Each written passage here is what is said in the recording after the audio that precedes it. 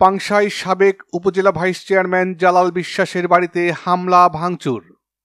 শেখ হাসিনা সরকারের পদত্যাগের খবর প্রকাশিত হবার পর রাজবাড়ীর পাংশা উপজেলা পরিষদের সাবেক ভাইস চেয়ারম্যান ও উপজেলা যুবলীগের যুগ্ম আহ্বায়ক জালাল উদ্দিন বিশ্বাসের বাড়িতে হামলা ভাঙচুর ও অগ্নিসংযোগের ঘটনা ঘটেছে।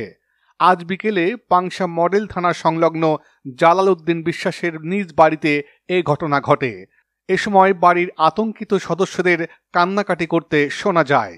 ঘটনা সম্পর্কে জালাল বিশ্বাসের স্ত্রী নাজমুন নাহার নিপা বলেন, 4:30 পৌনে 5টার দিকে এই টাইমটাই হবে। একদল গ্রুপ আসলো, আসে আমাদের এখানে মানে জালাল কই এই ভাঙচুর করে আমাদের বাইরের টিন বিন তো ভাঙাচুরা করে, ঘর মরে তো ভিতরে সে লাত্তি করে করে তারপর বাড়ির ভিতর ঢুকলে জালাল কই, লাবলু কই, কামাল কই, এরা কোথায় গেছে? এদের আমরা বারবার বলতেছি এরা বাসায় নেই। এই জালালের ছেলে কই, জালালের ছেলে ধরে নিয়ে জালালের ছেলে ধরবো, এই জালালের মেয়ে কই, এই অমুকের মেয়ে কই, অমুকের ছেলে কই, এরকম 62 বকাবাজি কয়। জালাল আসলো কোন জায়গাতে? এই মন্ডলদের সত্য না থাকলে পরে কি আসতো নাকি? তাহলে আমাদের প্রশ্ন যে, আমাদের একটাই প্রশ্ন যে আমরাও তো আমলিক করি, আর যারা আমাদের বাসায় হামলা করছে তারাও তো আমলিক করে। হ্যাঁ, আমি তাদের অনেকেরই সবারই চিনছি। 4 জন লোক এবং বাইরে অনেক লোক ছিল, আমাদের বাইরে অনেক লোক, এরা ঢোকে নাই, মাত্র 4 জন লোক ঢুকছে এবং ইদ্রিস মন্ডল নিজে বাইরে দাঁড়াইছিল এবং ইদ্রিস মন্ডলের নেতৃত্বে এই ঘটনাটা ঘটছে এবং তার ভাইস্তে লতিফ মন্ডলের ছেলে,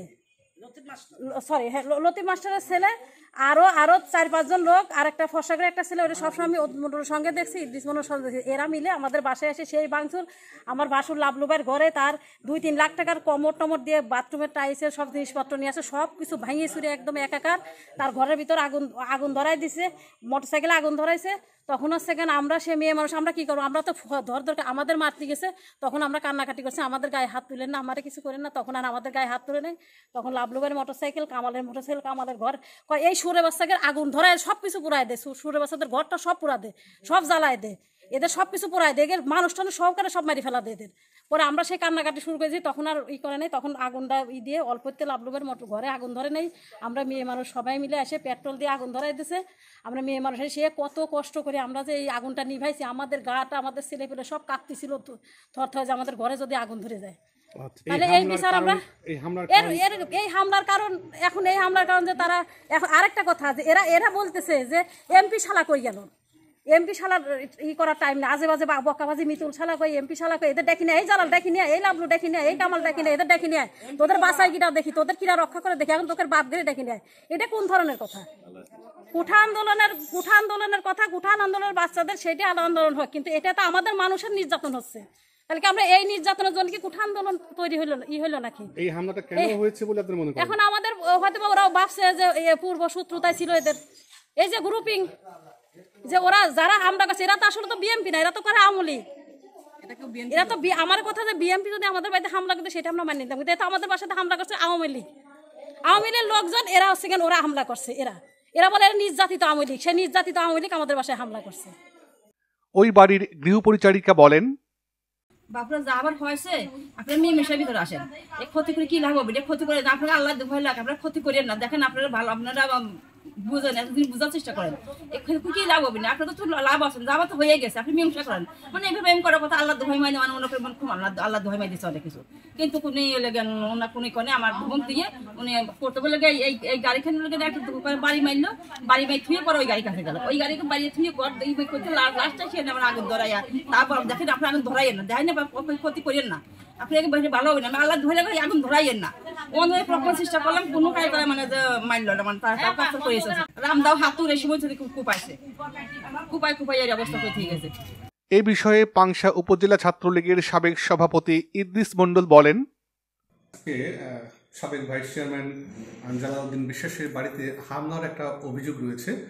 জালাল উদ্দিন বিশ্বাসের পরিবার এই অভিযোগটা করেছে যে আপনার নেতৃত্বেই আজ বিকেলে ভাইস চেয়ারম্যান জালাল উদ্দিনের বাড়িতে হামলা হয়।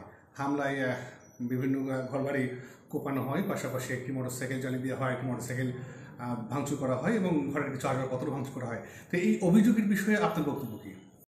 এটা সম্পূর্ণ ভিত্তিহীন, এটা মিথ্যা।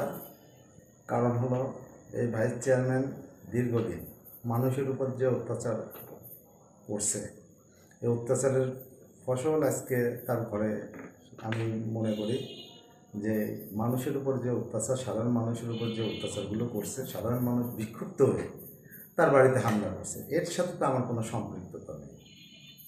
কিন্তু ওনারা তো বলছিল যে আপনার নেতৃত্বেই হামলা হয়েছে এবং আপনি ঘটনাস্থলে ছিলেন। এরকম যদি কোনো প্রমাণ থাকে তাহলে ওরা দেখাক। আমি যদি ঘটনাস্থলে থাকি বা আমার নেতৃত্বে যদি কোনো ঘটনা ঘটে, সেটা ওরা প্রমাণ করে আমাকে দেখাইলে তখন আমি বুঝবো যে এটা সম্পূর্ণ ভিত্তিহীন। এটা যে অত্যাচার করছে মানুষের উপরে, এই অত্যাচার মানুষ বিক্ষুব্ধ হয়ে তার, এবং এটা শুধু এখানে না, পাংশা না, এটা সারা বাংলাদেশেই হচ্ছে। যারা অন্যায় করছে তাদের উপরে সাধারণ মানুষ নিজের হাতে আইন তুলে নিয়ে এই বিচার সাধারণ মানুষ করতেছে। এর জন্য তো আর আমরা দায়ী না। আজকে আমিও আওয়ামী লীগ করি, আজকে আমাদের বাসায় তো কেউ আসে নাই, আমাদের উপরে তো কোনো করে না, কারণ আমরা সাধারণ মানুষ যেভাবে চাইছে আমরা সেইভাবে চলাফেরা করছি। এটাই হলো আমার কথা। যে যেমন অন্যায় করবে তার অন্যায়ের প্রতিফলন তার একদিন তাকে নিতেই হবে। তো সাধারণত আমি মনে করি যে আজকে যে আমাদের রেলমন্ত্রী জিলুল হাকিম সাহেবের নেতৃত্বে আজকে পাংশা থানায় বিভিন্ন জায়গায় চাঁদাবাজির থেকে শুরু করে বিভিন্ন অত্যাচার, কারো জমি দখল করা, কারো গাছ কেটে নিয়ে আসা, কারোর উপরে চড়া হওয়া, মারা, বিভিন্ন লোকের।